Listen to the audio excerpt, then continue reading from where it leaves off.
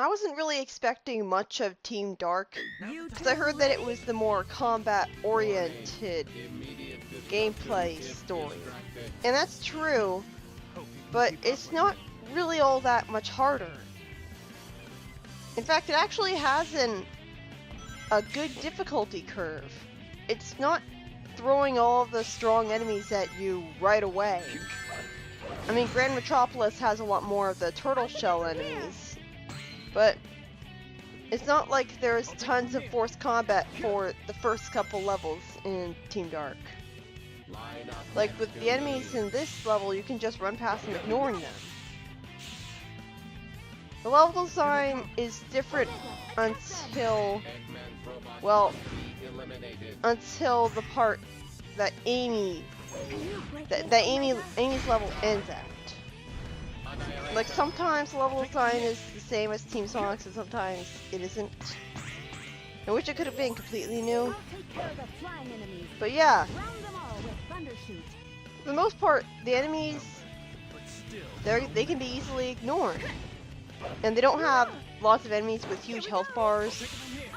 Although I don't like how sometimes the game's idea of adding difficulty is putting a huge amount of breakable blocks right in your way in speed sections where you're expected to just go forwards. That's not very good understanding of level design there.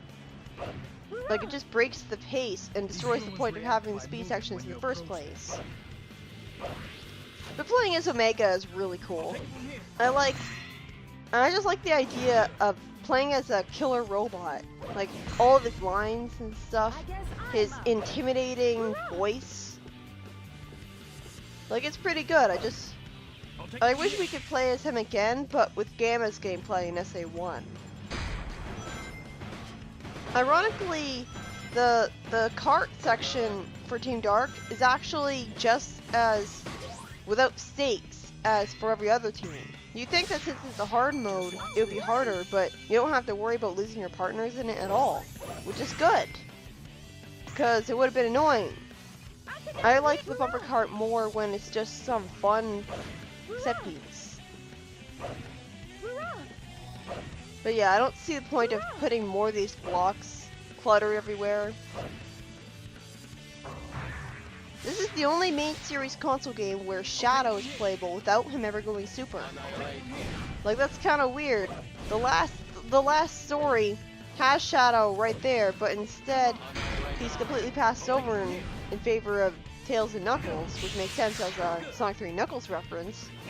And you think that they would go all the way with that idea, but, well, we'll see.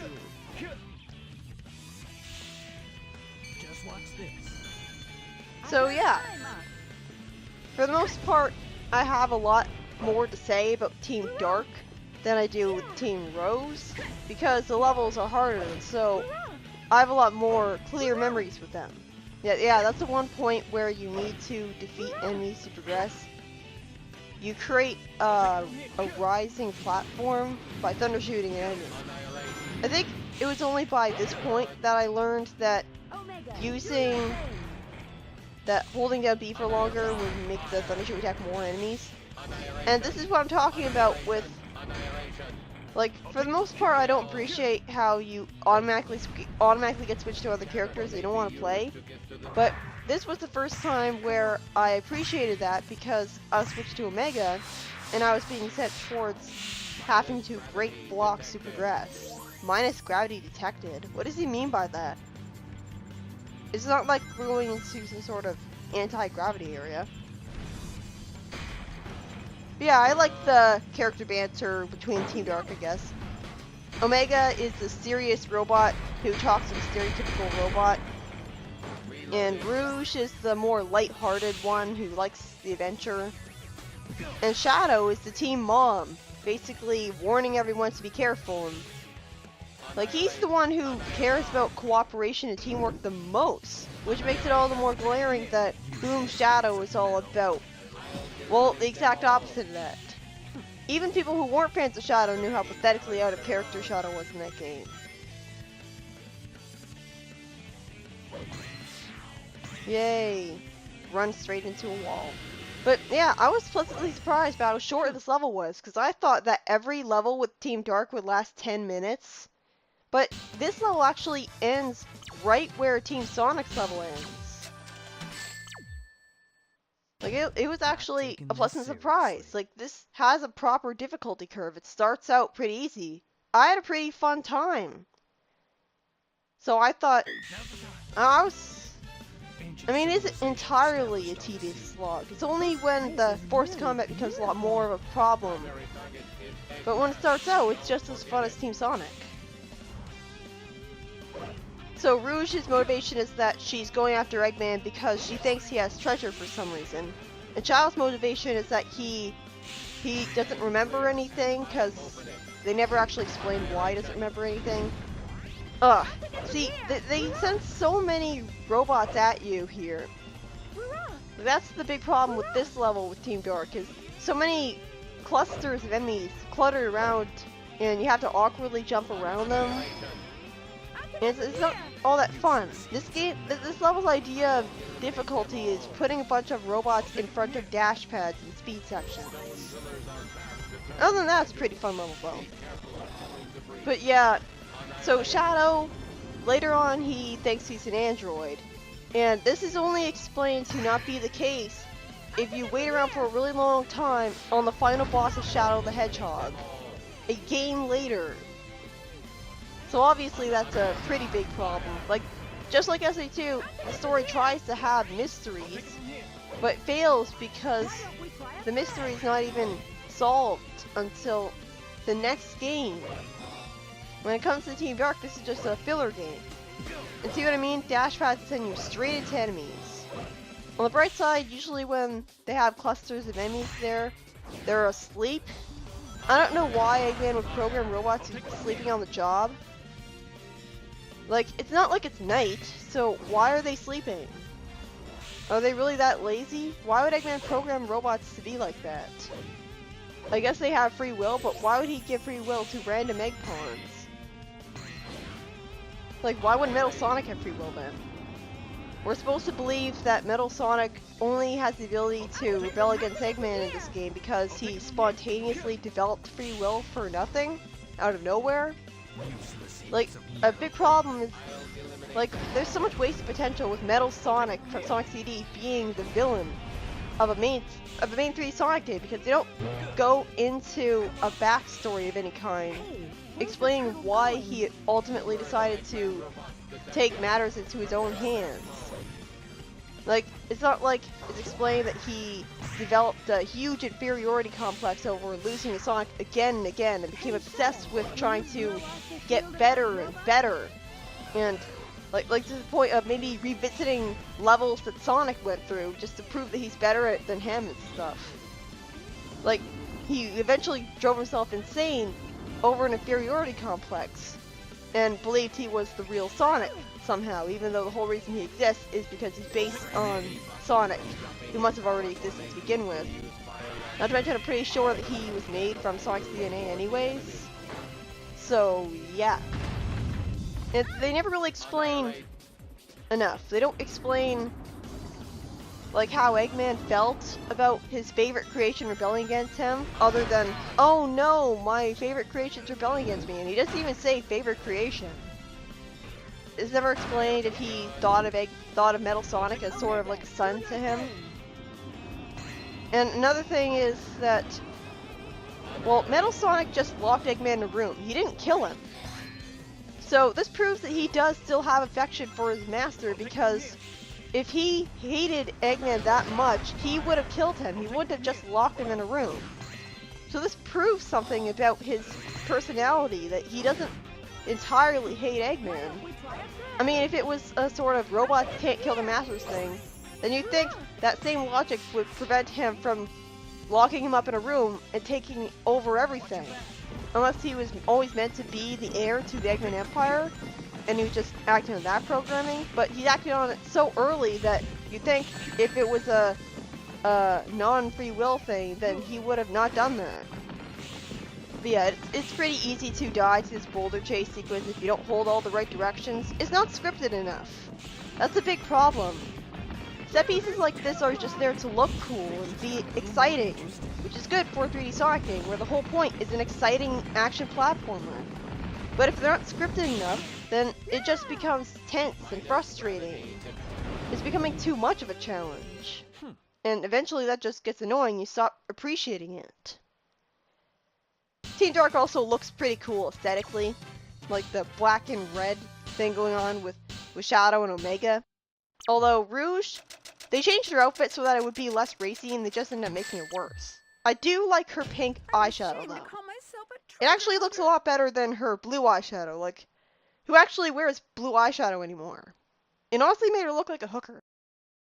I mean, she looks like that now with the rest of her dresses, but, well, not dresses, her clothing. It makes sense that she's the flying type, where she flies rather than glides, because she's a bat after all. She's only gliding so that she could be a Knuckles clone, Missy, too. Why does he, like, later it's showed that, why would he say that if he's trying to pretend that he's not Metal Sonic? And that is a pretty hypocritical line. Is that any way to treat your creator? Meanwhile, it's perfectly fine for me to lock my own creator in a room. So it's like, he tried to imitate Eggman and failed. Because you must be Omega. Never mind that I made you. Why is it Omega very suspicious? Did he not see him creating him? Why did Omega say negative? I mean, is he smart enough to lie to Rouge? Because the whole point of Omega going with them is that he wants to kill Eggman. Because he's mad at him for locking a powerful robot in a room and just using it to guard Shadow. So he was really bored and maybe even lonely. That's why he hates Eggman and wants to kill him. But, like, another thing is, like, we could have had it be a lot more obvious that Rouge is the conscience of the group by saying, no killing later on. And just only pretending that it's okay early on so that Omega would agree to go with them. But yeah, it's like, the whole Metal Sonic is the villain thing was a huge missed opportunity. And it could have been so much better. And another thing is that they never do it again, but I guess they don't think they're allowed to ever do it again because it was so significant the first time. But the way the final boss is nothing like you'd expect a boss with Metal Sonic to be like. Which is why they really should have another go at it, because of how disappointing it was. It's like they might as well have not bothered having Metal Sonic be the fight at all. That's how different it was. And more crowds of energy. I mean, at least this level doesn't have dash pads sending you into enemies. And look, you jump on a slope and then you can just go so high and far and just go into rainbow rings. Again, that's like classic Sonic levels of physics. That's really satisfying. But yeah, there's not nearly as many huge crowds of enemies that are in your way in narrow areas that are forced to awkwardly maneuver around. And so it's good in that respect.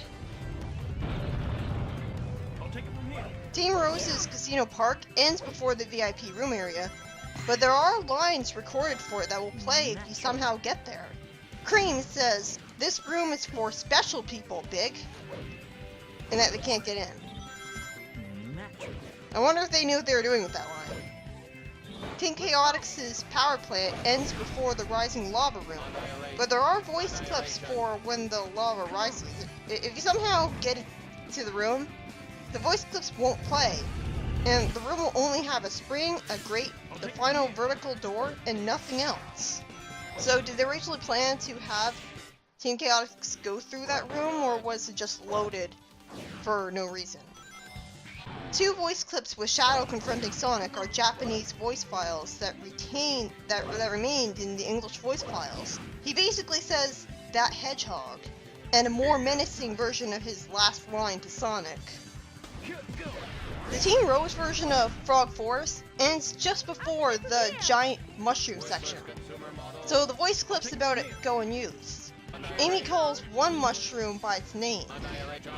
While the access to the higher platform with the flower giving alternate giant mushroom dialogue has been removed for Team Chaotix, it's still possible to go there as them. If you go to the highest point of a nearby grindable vine, it's charming. Jump as high as possible, and on the peak of your jump, fly, and on the top, thundershoot and climb up there. You'll actually be able to access it, which makes this alternate dialogue not really unused.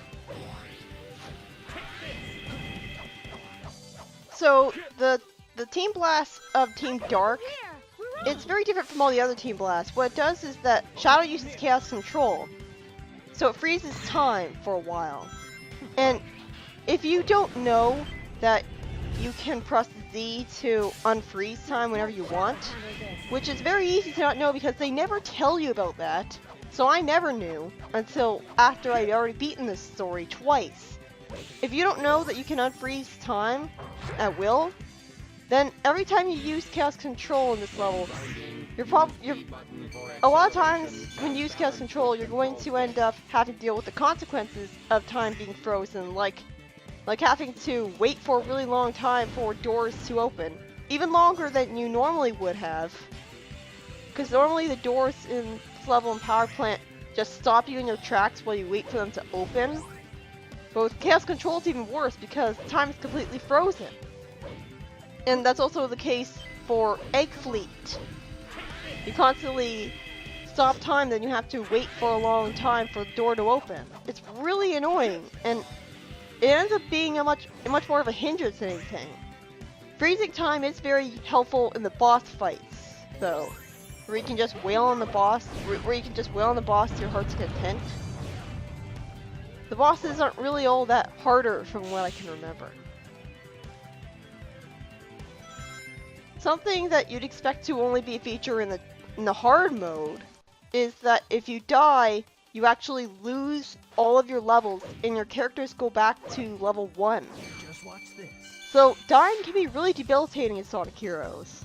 So you'd expect that to only be a feature of Team Dark, but no, it's every single team, even Team Rose.